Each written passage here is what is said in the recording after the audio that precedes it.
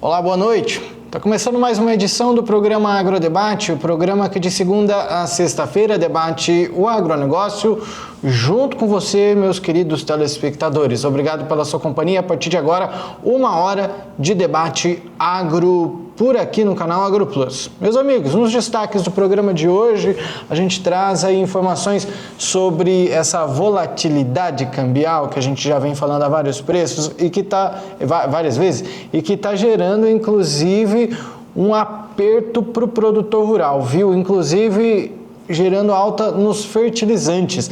Já tem produtor falando que não vai usar adubo na próxima safra, tem produtor falando que vai reduzir a quantidade, e isso tudo vai impactando na produção, impacta nos resultados. O produtor com menos adubo na sua terra vai ter menos produto, portanto tem coisa que deve ficar mais cara por aí, viu? A gente deve esperar um aumento nos alimentos, o que a gente está acostumado a falar por aqui, que, portanto, é a inflação dos alimentos, né? A gente vai falar sobre isso no programa de hoje e também, olha que assunto legal, ultimamente a gente tem discutido bastante sobre o milho e como que o milho vai para tantos lugares. Ele pode virar óleo de soja, ele pode virar combustível, ele pode ir para a sua mesa como consumo aí na sua alimentação, enfim. Mas dessa vez a gente está falando de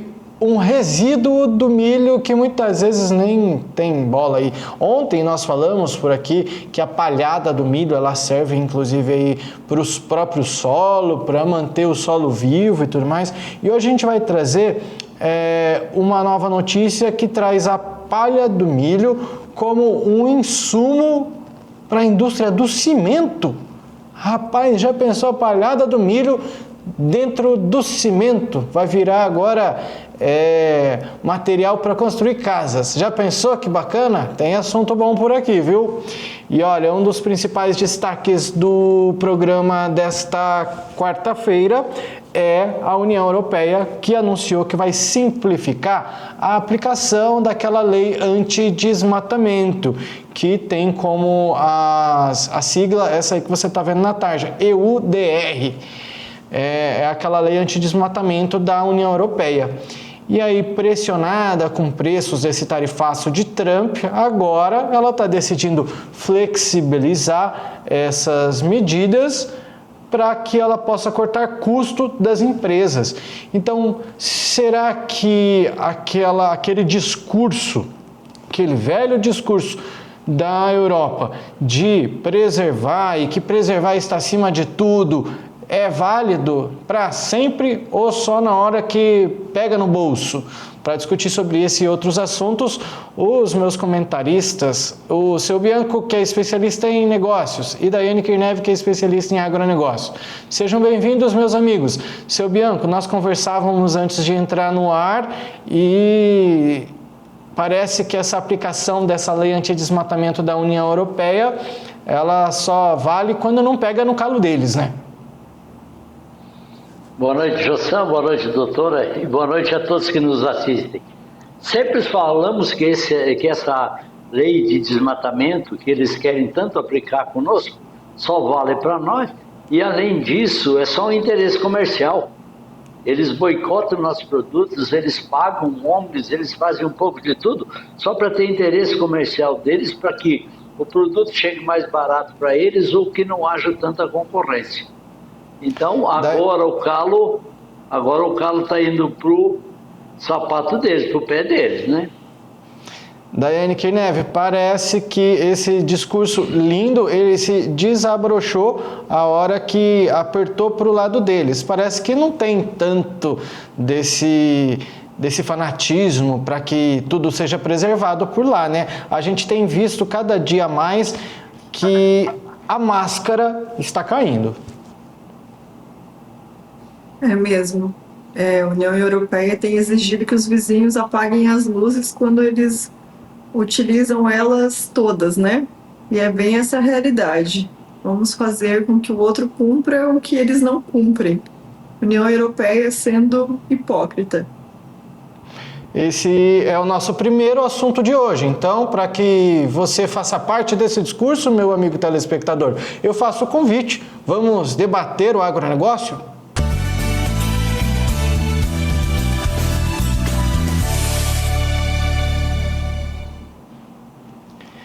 Meus amigos e amigas, parece que a máscara está caindo a hora que apertou no calo da União Europeia. A informação é que a Comissão Europeia anunciou medidas para reduzir a carga burocrática, toda aquela burocracia, exemplo da moratória da soja, que nós já comentamos muito por aqui, na implementação da sua legislação antidesmatamento, que entrará em vigor no final do ano, que inclusive já foi adiada. O Brasil havia pedido esse adiamento, que aconteceu, e para que esse debate pudesse entrar mais a fundo. E parece que a União Europeia tem percebido que cobrar dos outros é muito fácil, não tem custo para eles. A hora que chegou para custear as próprias empresas, aí agora parece que eles não querem. Esse anúncio, ele visa reduzir, portanto, os custos para as empresas e deve ter certamente um impacto positivo no fluxo de vendas brasileiras, não é, seu Bianco? Essa flexibilização, ela também reflete esse novo contexto, né, geopolítico de guerra tarifária e tudo mais.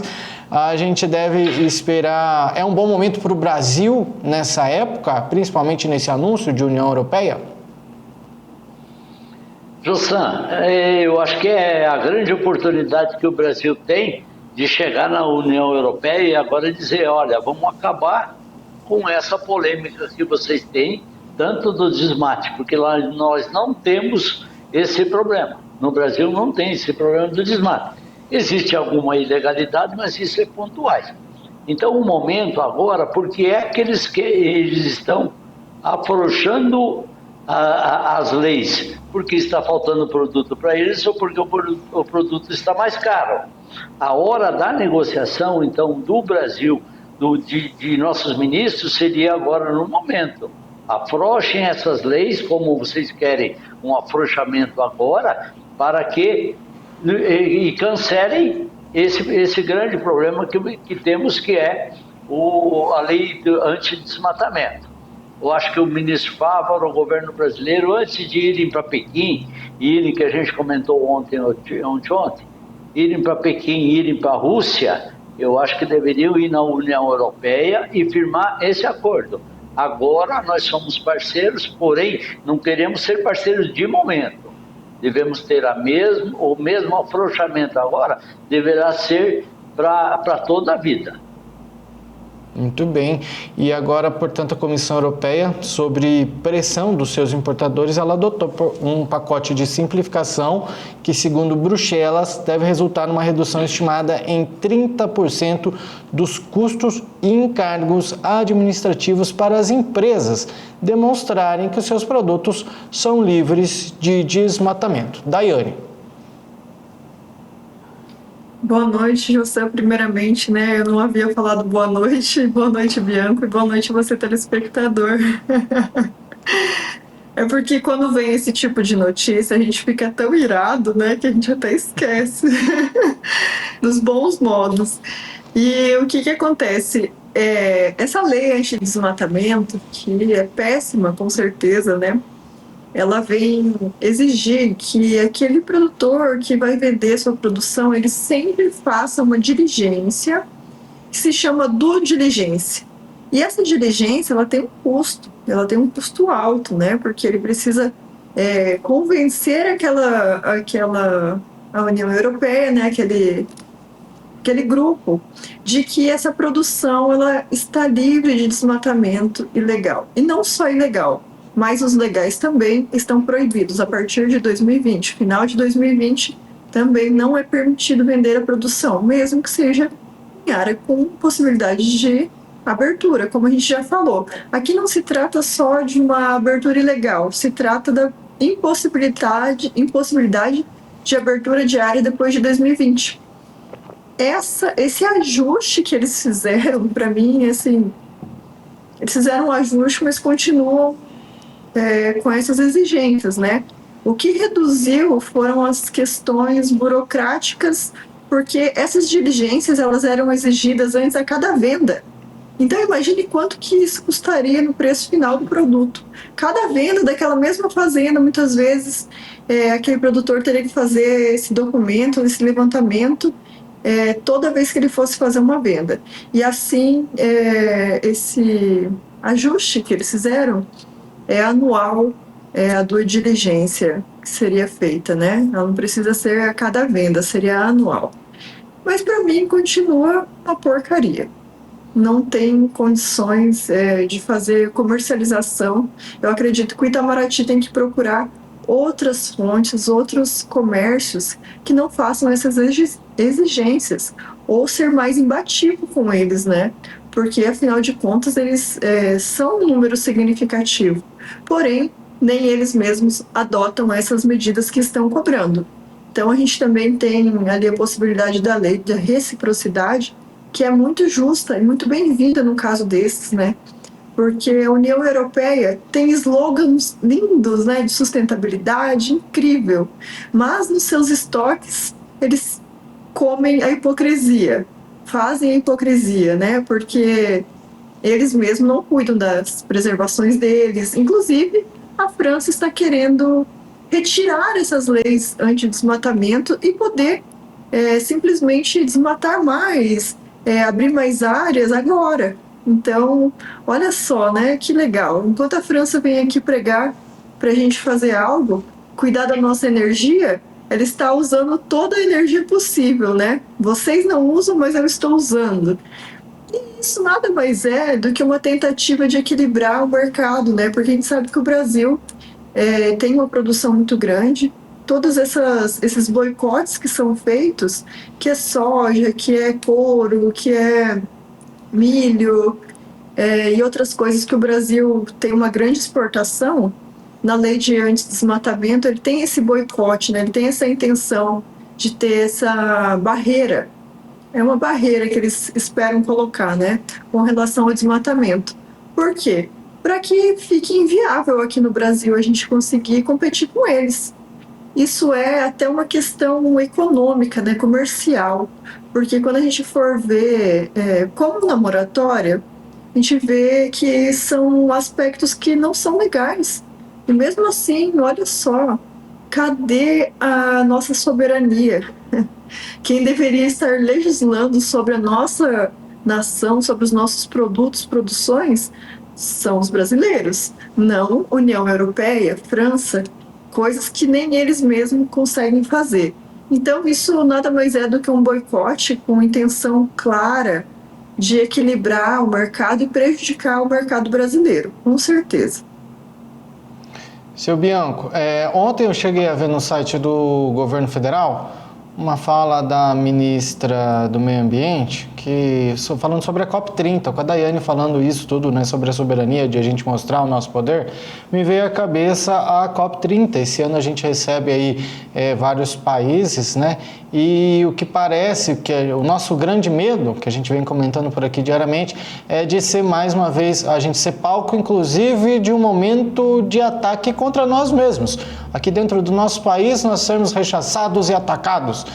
E numa fala da ministra, que eu vi ontem, inclusive, ela falou o seguinte: não é festa, é luta, sobre a COP30. Eu acho que é mais um momento de nós lutarmos, reiterar essa fala dela, para que neste momento de COP30 a gente não festeje, e sim lute, de fato.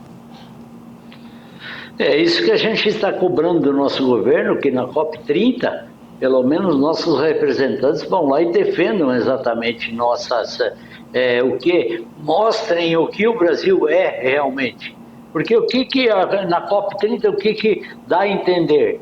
Algumas pessoas de fora vêm aqui e vão colocar as regras e não vão dar nem a palavra para o brasileiro. O brasileiro, nesse momento, deve ter a palavra e deve expressar e mostrar tudo o que nós somos, mostrar a eles a nossa realidade. A doutora falou agora também sobre esse problema da fiscalização, né? O que eu iria sugerir? Jussá, esse pessoal, para ver se tem desmate ilegal ou não, hoje no satélite, você tem satélite que de 10 em 10 minutos você pode ver o que aconteceu em qualquer área, com uma aproximação fantástica. Então, o que é que nós podemos exigir da União Europeia? Que essa fiscalização seja feita em dobro, então.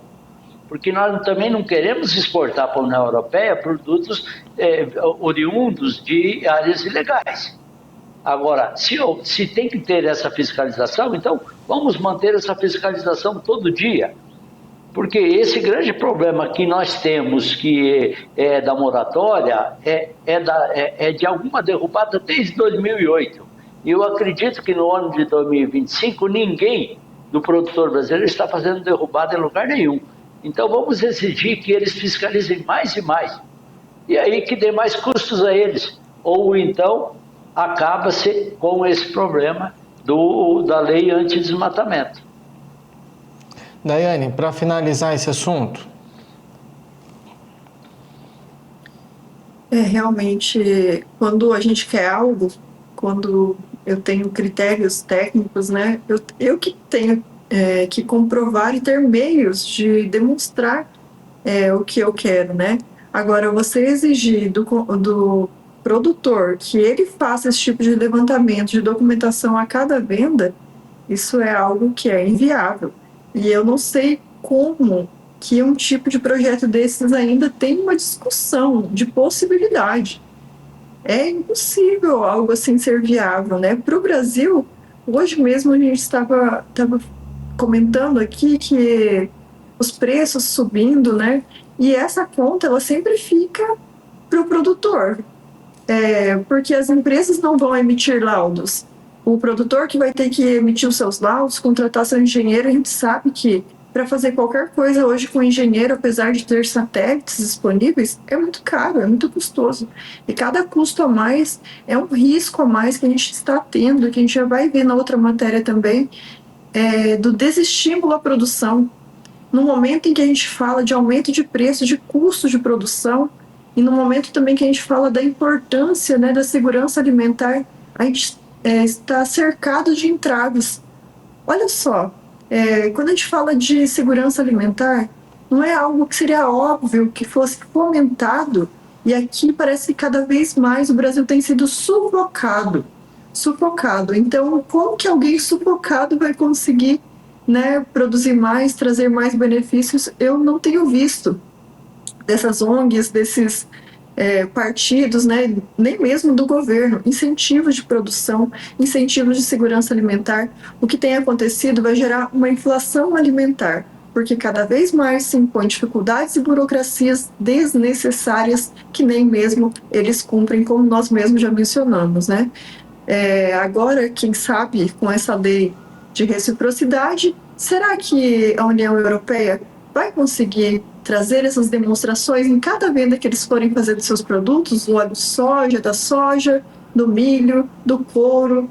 Será que o cacau também deles, ou todas as produções que eles tiverem? Porque a carne de gado também é um dos produtos que estão nessa lista da lei anti-desmatamento. Será que a carne de gado deles lá é proveniente de área que é com desmatamento legal?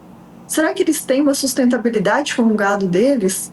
Né? Isso que eu gostaria de saber. Será que a União Europeia também vai emitir esses laudos? Então, provavelmente não, né? Porém, o Brasil está ficando sufocado. E eu acho que já chegou o tempo de dar um basta. Nós temos a nossa soberania. E o Brasil nem deveria receber essas cópias aqui, porque eles vêm aqui só impor regras para a gente mesmo, sendo que a gente já cumpre muita coisa que eles não cumprem. Aí eles chegam aqui ditando as regras, sendo que eles nem são o dono da casa. Muito bem, antes você falou, eu anotei, eu esqueci de mencionar, você falou de ira, porque em determinado momento a Daiane estava aí, né, revoltada, e a gente fica revoltado mesmo com isso. Aí eu me lembrei e anotei aqui, porque ontem, depois da entrevista que nós tivemos com o Luiz Pedro Bir, no programa aqui, ele que também, né, se revoltou durante falas e usou alguns termos, ele me mandou mensagens.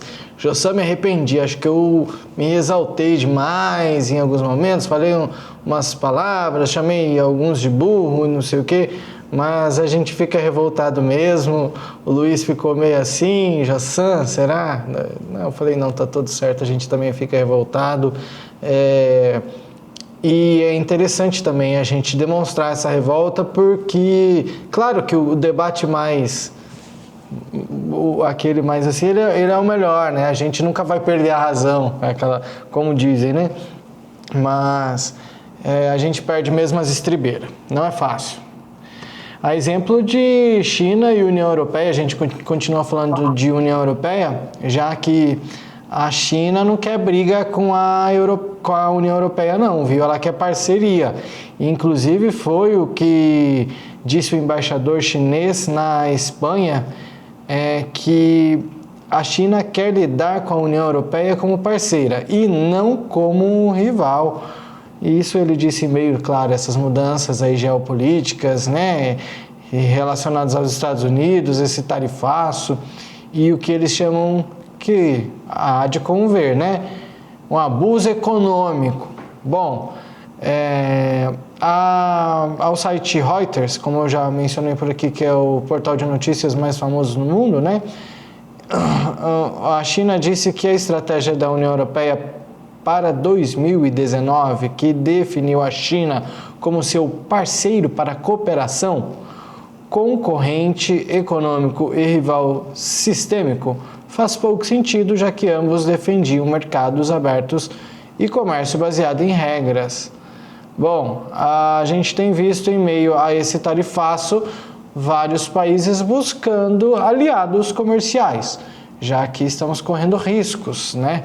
Todos devemos nos concentrar na parceria. Então, a China nunca será uma ameaça, disse inclusive a China, nunca será uma ameaça ou qualquer tipo de inimigo para a União Europeia. Como que a gente enxerga isso, seu Bianco?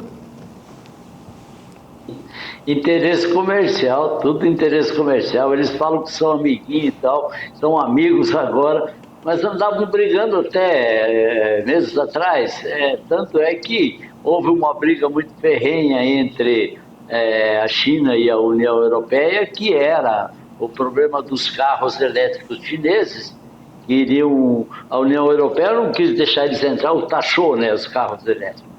E aí o que a China fez? A China comprava muito carne de porco deles, aí ela fez lá que tinha que ter um exame, que até eles determinaram de exame antidoping na carne chinesa, na carne suína, né? Teria que fazer, dificultar exatamente isso que o mercado comum europeu também estaria fazendo conosco agora, nesse comentário anterior. Dificultar muito, encarecer o produto para que chegue lá. Agora, todos os países, porque os Estados Unidos taxaram todo mundo, os produtos estão chegando em todos esses países mais caros, aí eles querem agora tudo bem abrir as portas de todos os países, para quê? Para que não encareça tanto os produtos. Isso tudo são interesses comerciais. Daiane, é engraçado como que no dia a dia, pelo menos eu tenho aprendido muito aqui nesses nossos debates, como que a China, nosso colega Zaid também já contribuiu também muito por aqui, inclusive saudades do Zaid. Seu Bianco também vem trazendo, né, pontos de vista. Eu tenho visto memes também na internet, já vi um meme que me lembrei aqui agora muito bem. Quantos produtos produzidos um chinês, né, fazendo. Eu com todos os produtos produzidos nos Estados Unidos, nenhum na mão dele, ou seja, tudo produzido na China. E por que é que eu me lembrei disso? Porque o chinês, ele tem o dom do negócio, que é o que o seu Bianco tem falado, ele sabe negociar, a mão de obra por lá é barata, por lá tudo é muito fácil. Então, se o próprio chinês não valoriza o seu povo com salários baixos, sem muitas regras para garantir o bem-estar da população, eu digo leis trabalhistas, como o Brasil tem, que a gente sabe que acontece muitas situações de escravidão, até por lá, né, enfim, não, por lá. Então, por que eles iriam se preocupar com os de fora, né, Daiane? É mais ou menos essa linha de pensamento?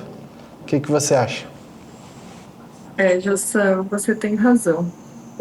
A gente sabe que nesses jogos, vamos colocar como se fossem jogos, tudo são interesse. É isso que o Bianco falou mesmo. Antes, por exemplo, o porco deles, vamos falar em produto da União Europeia, não era bom o suficiente, precisava de um exame antidoping na panceta do porco, que é muito consumida na China, né? Mas por que veio isso? Porque a União Europeia taxou os carros elétricos, inclusive a Huawei, né? Que foi uma das que foram taxadas. E isso inviabilizou muitas vezes a comercialização. Agora que a China brigou com os Estados Unidos, a China vai ficar amiguinha da União Europeia para provocar, um tipo de provocação ou uma aliança de interesses, né? Para aí cada um vai abrir um pouco a mão. Eu vou abrir mão dos impostos do carro elétrico e você vai abrir mão dos exames antidoping para não ficar inviável, né, a comercialização. Quando a gente não quer fazer algo, ou a gente quer dificultar um tipo de comercialização, a gente coloca imposto, a gente coloca entraves, igual a União Europeia tem feito com o Brasil com essa lei anti-desmatamento. Certamente eles não estão precisando tanto do produto, né?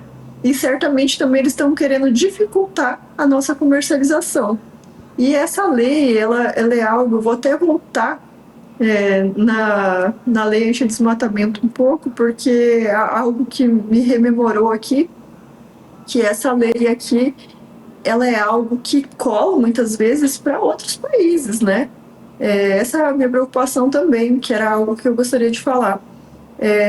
Começa a pegar, ficar comum, né? Não que seja certo, mas começa a virar comum essas exigências, né? Vamos fazer uma lei anti-desmatamento porque o mundo quer isso para o bem-estar, para a sustentabilidade, para o clima.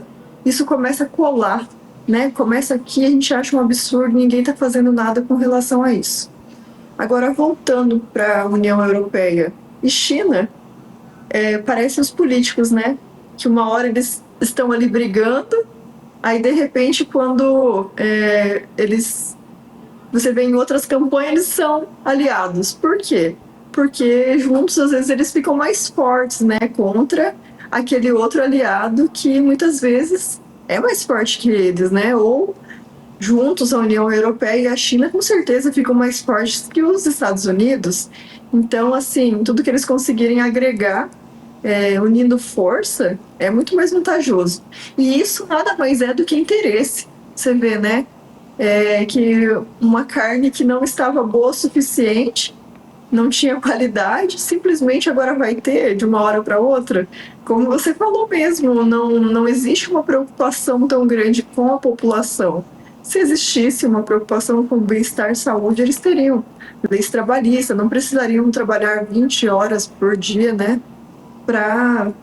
Nas fábricas, por exemplo. E isso é um jogo claro, né?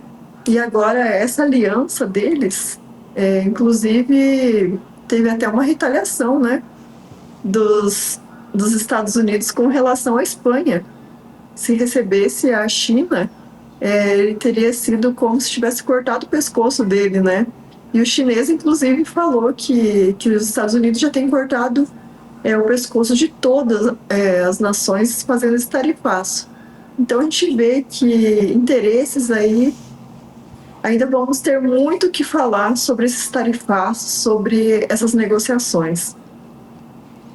Para encerrar esse assunto, seu Bianco, nesse jogo aí dos países, uma hora na linha de pensamento da Daiane, uma hora nós estamos brigando, outra hora nós somos amigos, parece, mas é um jogo.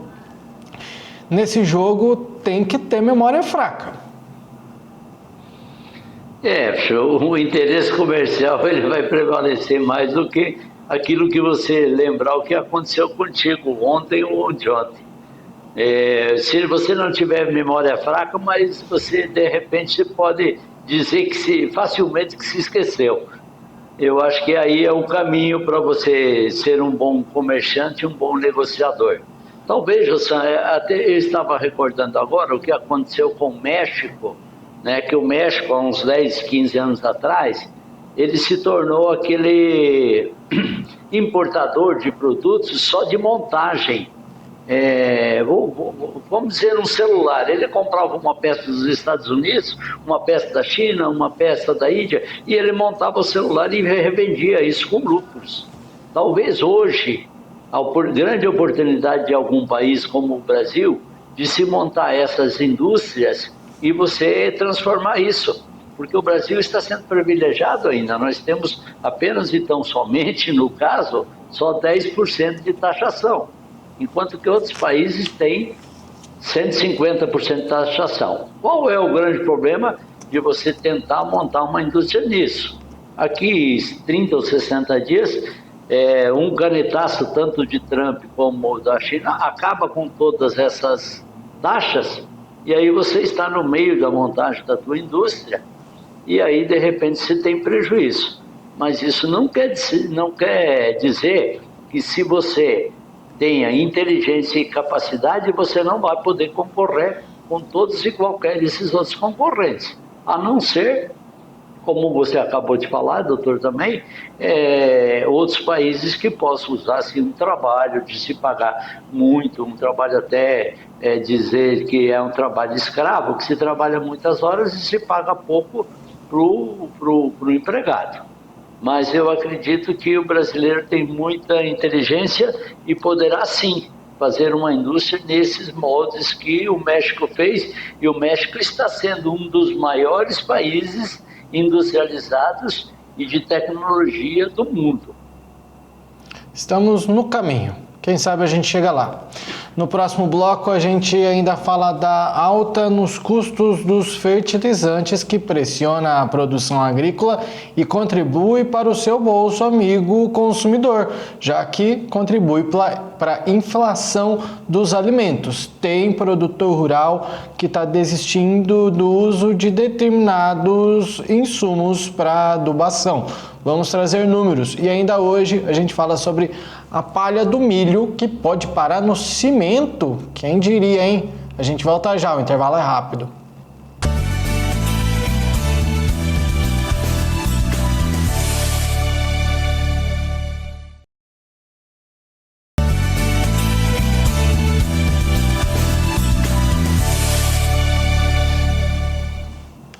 Agrodebate está de volta, e agora para falar sobre alta nos custos dos fertilizantes, que isso pode representar um reflexo aí no seu bolso, já que com o aumento no custo dos fertilizantes, ou o produtor rural paga para ter a sua safra bonitinha do jeito que ele planejou, mais cara, ou ele tem que tirar de algum lugar para que ele não tenha prejuízo. E aí, qual que é a melhor escolha? É nesse dilema que o produtor rural, pelo menos mato-grossense, que é o maior produtor de soja aí do país, tem vivido nos últimos dias.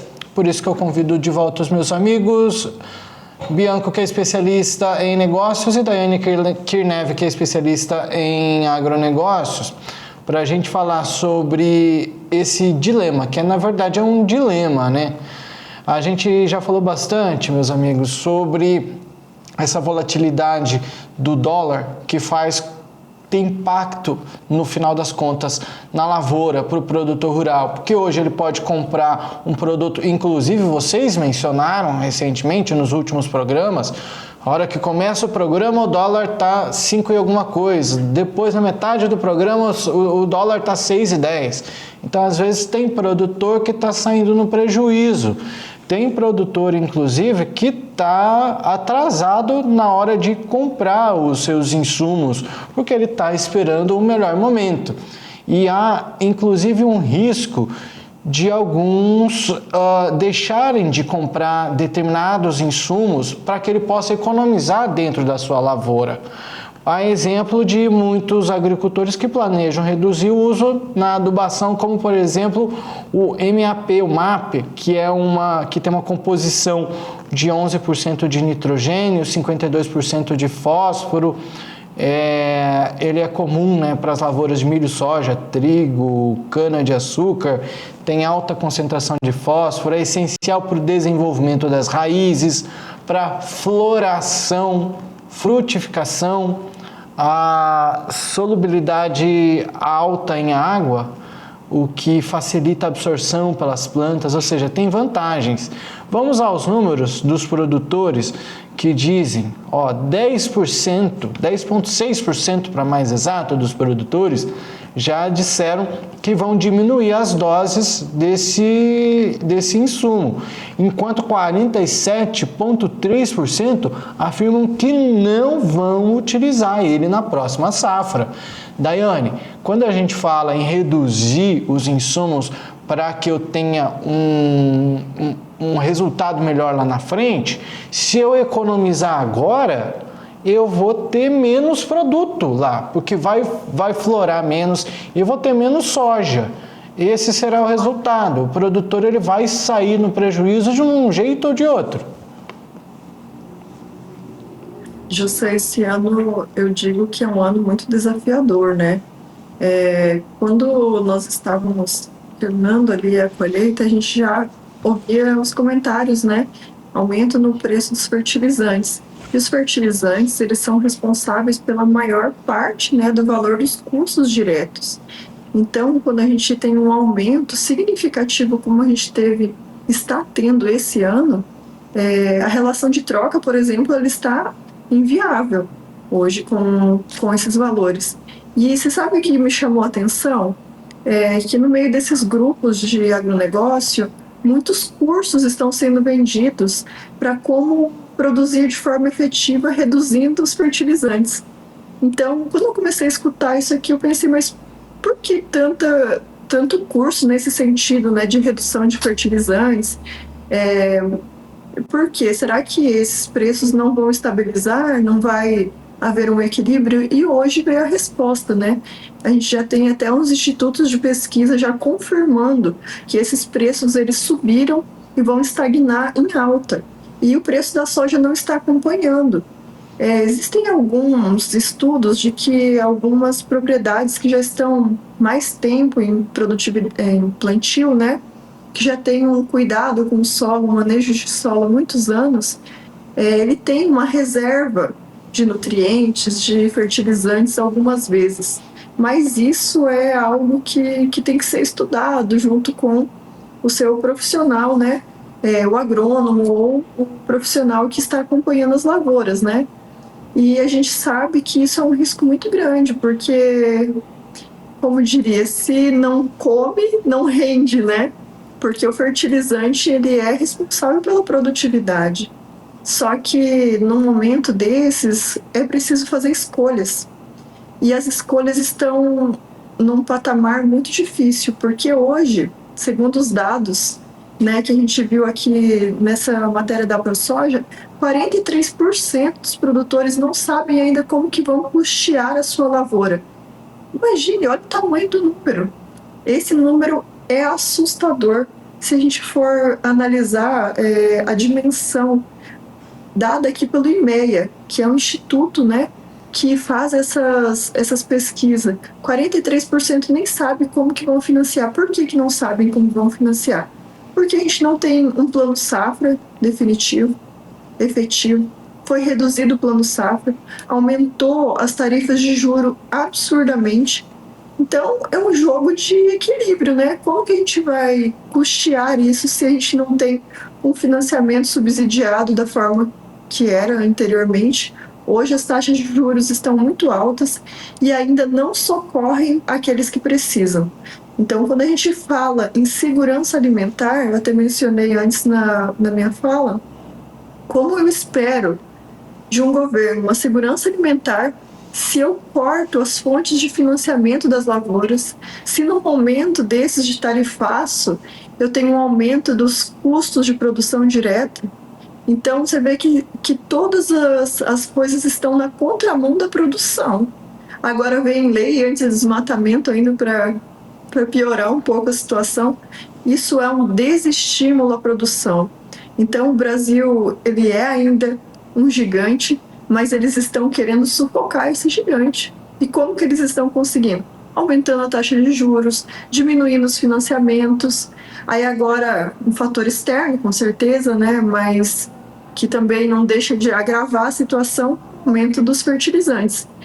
E o que a gente tem percebido também que tem inflacionado esses custos? Na hora da venda, o produtor não tem esse mesmo aumento. Por exemplo, aumentou o fertilizante, mas na hora de vender a produção, não tem um aumento do preço do produto. Não é progressivo conforme aumenta o custo de plantio. Você tem um custo de plantio que está a cada ano mais caro. E na hora da venda da sua produção, a venda está sempre estagnada ou mais baixa do que nos outros anos. Então, as contas não fecham, né? O que a gente precisa? Nós precisamos, como produtores, de incentivos. Nós precisamos de custeios que tenham subsídios para ficarem mais em conta, para a gente poder investir em tecnologia, em produtividade. E não como esse ano. A maioria dos produtores não sabe ainda como vão custear a sua lavoura. Olha que cenário de insegurança. Parece que nós estamos num cenário de guerra, de caos. 43% é muita coisa. É quase a metade dos produtores não saberem como vão custear no momento desse. Olha, nós já estamos em abril. Em abril, normalmente, os produtores já têm o seu pacote lá todo fechado, né? Muitos deles já fizeram suas compras, mas agora quase ninguém fez, porque não está compensando. Vai esperar, vão arriscar, vão fazer o quê? Deixar de plantar? Talvez seja até uma tendência, né? A redução, porque se muitas vezes a gente diminuir fertilizantes, como uma porcentagem dos produtores tem pensado em fazer, qual será a consequência na produtividade disso? Ontem nós trouxemos uma fala que me chamou muita atenção. Maior produtividade também é sustentabilidade. Então, se eu reduzir a minha produção, eu vou ter que usar mais áreas para produzir mais o suficiente? Ou eu vou ter que fazer o quê? Né? Porque a população ela tem uma necessidade, né? Ela precisa de uma quantidade de produção. E se eu produzir menos em uma determinada área, isso vai afetar, né, na segurança alimentar diretamente. Seu Bianco, a Daiane, de tudo que ela falou, nós temos aí contribuindo para isso, né? Portanto, entre os fatores aí, para que possa gerar essa inflação nos alimentos futuramente, né? Alta no dólar, os juros elevados, a gente tem aí taxa do IPCA estimada para 2025, 5,65%, a taxa Selic 14,25%, a volatilidade internacional com esses tarifaços e essas brigas todas e essas incertezas quanto à rentabilidade na próxima safra. Isso tudo é o pacote que faz contribuir com essas altas todas, né? Parece até que a gente persegue o governo federal, né? Mas todos esses fatores em virtude do governo federal. Você pega aí, você foi muito simpático com o governo que você falou, taxa Selic para 2025, em 14,25 está hoje. Vai passar de 15 e pouco até o final do ano. Isso tudo é custo em cima de qualquer projeto de financiamento. Então o governo está fazendo um erro atrás do outro. Dólar, essa oscilação de dólar. Vamos imaginar uma empresa que compra adubo, uma revenda, né? Essa revenda ela vai repassar esse adubo para o produtor. O dia que ela pagou esse adubo, o dólar estava a 6,20. Você acha que ela vai aceitar de vender a um dólar de 5,60, como estava esses dias? Ela tem custo. Se ela pagou 6,20, ela vendeu o soja naquele dia, alguma coisa, para algum recurso. Se ela pegou dinheiro em banco, pior ainda, porque daí taxa Selic são custos elevadíssimos. Então, tudo isso falta no quê? Não, falta de planejamento de governo, falta de um estudo, de uma programação. Aumentou-se o diesel. o diesel impacta no frete, que o frete, que o produto, o adubo para chegar na lavoura é base de frete. Não se tem incentivos para se fazer outros modal de frete, como linhas férreas, fazer por água, que seria muito mais barato. Não se tem incentivos, não se tem planejamentos. E aí o que é que tem? Aí o governo perde a credibilidade dele, aí a inflação está em alta, aí eles vêm querendo com umas conversas de taxar produtos na importação, que só saiu do noticiário agora nesse momento, em virtude dos tarifaços do Trump. Senão ainda o governo estava falando de taxar o café para entrar menos café, para ficar mais barato, para nós não exportar. Então essa oscilação, esse desgoverno que a gente vê, é o que causa tudo isso. E daí o produtor vai comprar menos adubo, vai plantar com menos adubo, vai produzir menos, e se ele produz menos, o que vai acontecer lá no final na prateleira? Vai ficar mais caro e vai gerar mais inflação, que vai impactar aonde? No bolso do consumidor final. O senhor bem falou que a culpa disso tudo é o governo federal, e ontem, na verdade, eu mostrei aqui dados, né, para vocês e para os nossos amigos telespectadores, que a percepção do brasileiro, principalmente de renda baixa, é de que a culpa do preço dos alimentos altos é do produtor rural, como se ele tivesse impacto na hora de vender a sua soja, por exemplo. Mas, como a Daiane falou, e já vou passando inclusive para ela a fala, se trata de uma commodity, ele não tem comando sobre os preços, né, Daiane? Eu vou dar até uma sugestão para essa população que acha que a culpa é do produtor. Eu acho que os produtores tinham que parar de produzir, já que a culpa é deles, né? Aí, quem sabe, os alimentos ficam mais baratos. Não é fácil, não é fácil. A gente vai tentando instruir e o máximo de gente, a gente vai tentando levar o máximo de informações, porque na verdade o que falta é informação. E eu acho que o nosso objetivo aqui é esse, né? Levar o máximo de informação para vocês que nos assistem. Então a gente espera a sua companhia também diariamente por aqui. Tem muita informação, muito debate, né? Para a gente explanar e chegar à conclusão sobre muitos assuntos e a verdade. A gente faz o nosso último intervalo comercial de hoje e no próximo bloco a gente vai falar sobre a palha do milho, que pode parar no cimento. Já pensou? Construir minha casa. Tem milho aqui também. Olha que beleza. O milho está em todo lugar, hein? Inclusive seu Bianco está com o milho ali que eu dei para ele, que veio da Espanha, nem sabia disso. A gente faz o nosso último intervalo e volta já.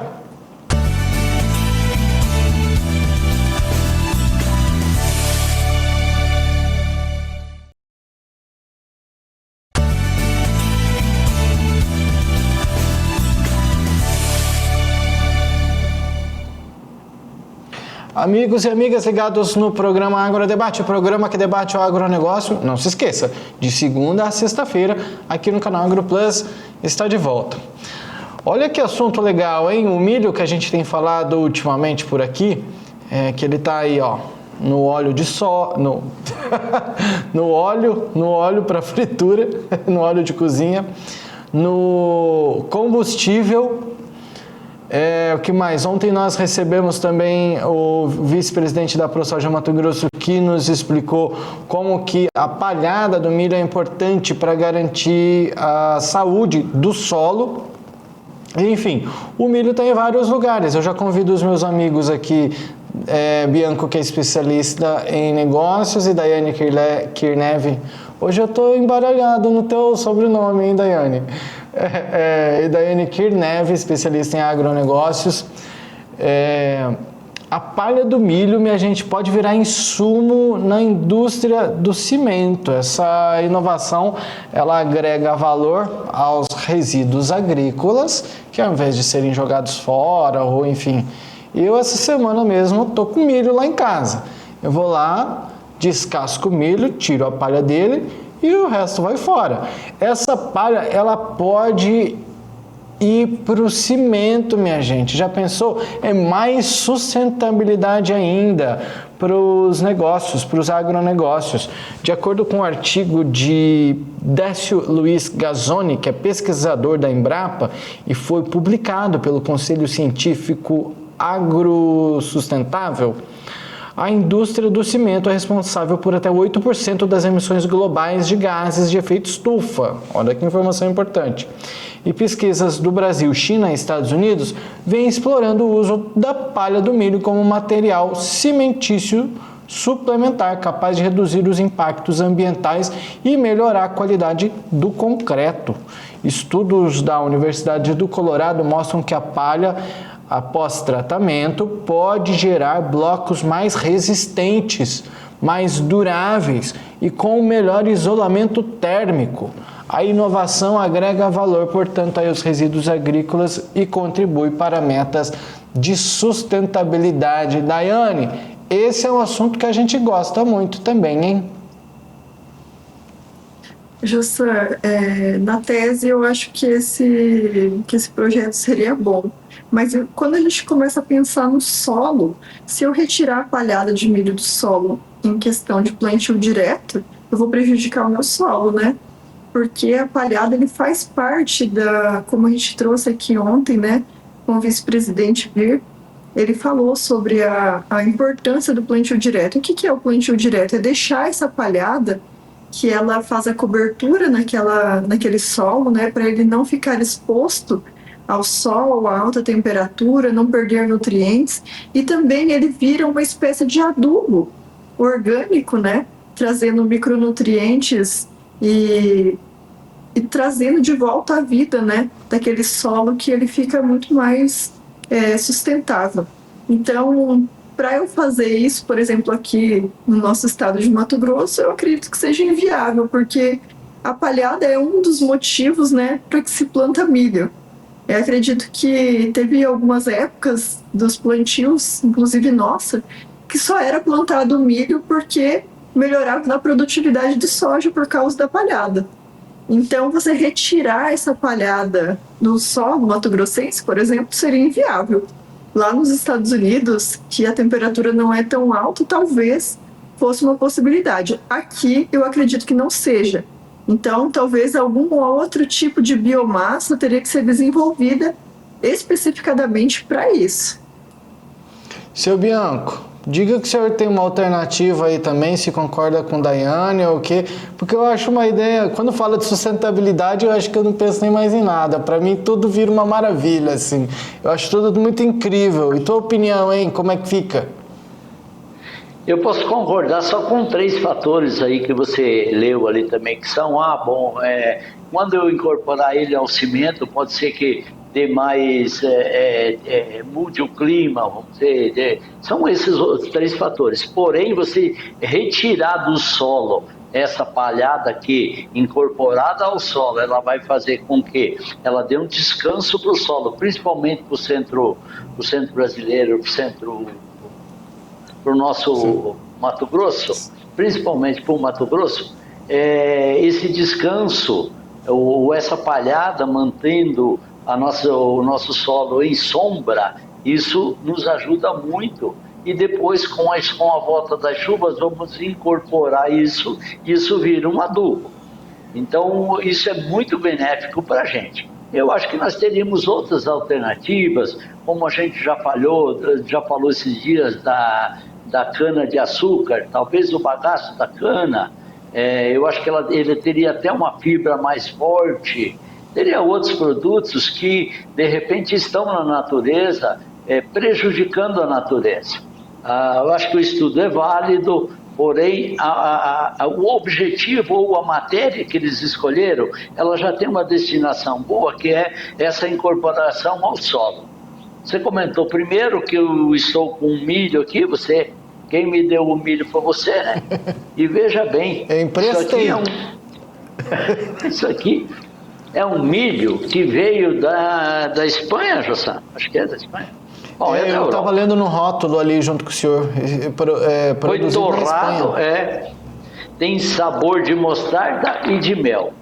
Meu Deus do céu, e é milho mesmo, não sei se vocês conseguem. É um milho puro. É um milho puro. E aí, o que é que eu iria sugerir? Com todas essas produções nossas aqui, esse milho aqui, o que foi? Talvez seja um milho de qualidade, desse milho mais qualificado nosso, um milho próprio para seres humanos, mas ele tem o quê? Um pouquinho de mostarda e um pouquinho de mel. E vendido, se a logística de trazer da Espanha até aqui deu viabilidade, imagina nós mandar isso para o Brasil inteiro. Então aí está uma ideia para você, de repente criar uma empresa aí, e junto com a Daiane produzir muito milho e vender aí para o Brasil inteiro. E aí, Daiane, quer dor de cabeça? Meu Deus, a gente estava num outro assunto, tá querendo abrir empresa para milho aqui, meu Deus. Vamos com calma. Daiane, tá a fim de arrumar uma dor de cabeça, de abrir uma empresa? Você sabe que o Bianco falou algo que, inclusive, comentei. A primeira vez que eu comprei esse milho, que é esse torrado como aperitivo, eu comprei ele achando que era amendoim. Eu olhei rapidamente, depois que eu vi que era milho torrado, já tem algum tempo já que eu comprei. E eu pensei, olha, um milho que é torrado e frito e saborizado. E é vendido a 12, 13 reais um potinho, igual esse que o Bianco mostrou. Então, olha só como agregar valor a um produto que a gente tem em abundância aqui, né? Por que trazer lá da Espanha se a gente poderia fazer esse tipo de comercialização? Daiane, mas voltando ao milho, José, voltando à palha do milho. Só para finalizar, que o nosso tempo já encerrou já. Falando da palha do milho, eu acredito que é muito melhor da cana, né? O bagaço da cana de açúcar seria até mais firme. Tá certo, então, mas enfim, eu fico fã demais desses estudos, eu espero que seja nos Estados Unidos, como a Daiane sugeriu, eu fico assim, eu sonho demais. Obrigado, Daiane, por hoje. Obrigado, Bianco. Até mais, tchau lá, telespectadores. Bianco, obrigado por hoje. Boa noite, Jossam, boa noite, doutora, e boa noite a todos que nos assistiram. Obrigado a vocês, boa noite. A você, nossos amigos telespectadores, obrigado pela companhia. Amanhã a gente está de volta. Tchau.